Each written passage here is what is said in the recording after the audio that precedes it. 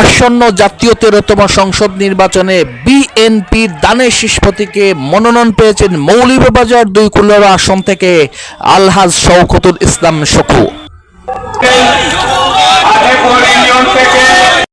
আগামীর সংসদ নির্বাচনে বিএনপির পক্ষে দানের শীষ প্রতীক নিয়ে প্রথমবারের মতন আলহাজ শওকতুল ইসলাম শকু নিজ নির্বাচনী এলাকায় আসায় বিএনপি, যুবদল, ছাত্রদল, শ্রমিক দল, কৃষক দল, অঙ্গ সংগঠনের সব দলগুলো বিভিন্ন প্লে কার্ড বহন করে পথসভায় যোগদান করার দৃশ্য।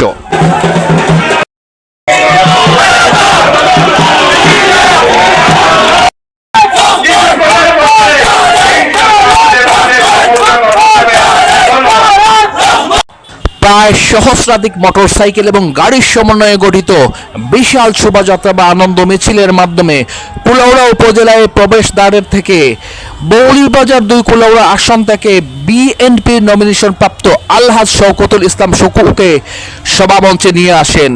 কুলাউড়া উপজেলা ছাত্রদলের নেতৃত্বে এই বিশাল শোভাযাত্রা বা আনন্দ মিছিলে ছাত্রদল, যুবদল, কৃষক দল, শ্রমিক দল সহ অঙ্গ সংগঠনের নেতাকর্মীরা এই শোভাযাত্রায় অংশগ্রহণ করে।